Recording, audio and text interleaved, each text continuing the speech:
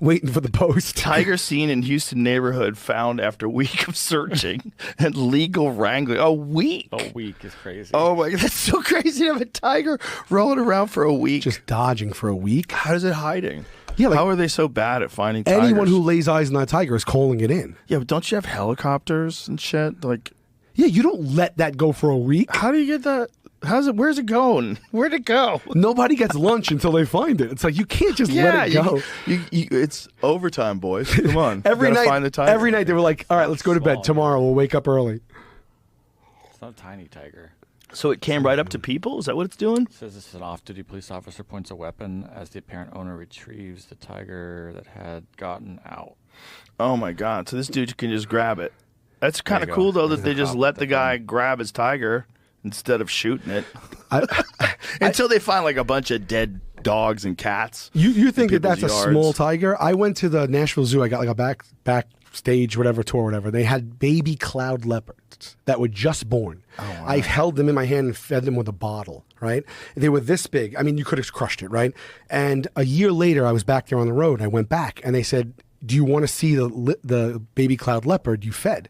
And they build these outdoor structures, these cages. So they're living outside, but they're in outdoor cages.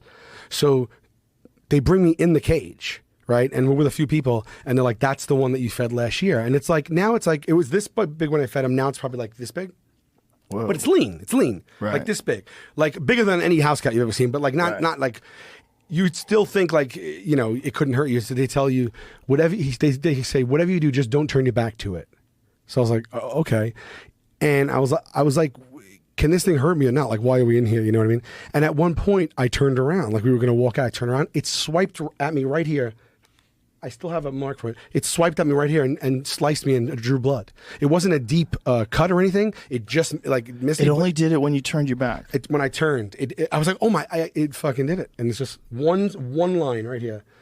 It wasn't like, I didn't need medical attention. Thank God, but it got me and it broke skin. Deep predatory instincts. Just turning around. When And I was like, something's oh, not motherfucker, looking. I fed you last year. Yeah, it's something that's not looking. Anything that's not looking that's going to get it. Isn't that scary? It has Yeah. like built into its hard drive. Dude, Can't what turn about your that lady back that got on her it. face ripped off by the chimp? Oh, I was just reading about that. Oh my again God! for some They strange have reason. a picture, I think, of it, Oh, and don't say don't do it. Yeah, don't do it. Yeah, that's a terrible story, man. That's a terrible horrific. story. And like, I think they have like audio of it or something like where she's just like, This is 911 audio. oh God, it was- Yeah. oh, it's, I mean, and those chimps, they like dismember you. Like he ripped her entire face off. Yeah, they try to ruin you. They try to bite your fingers off. They go for your genitals.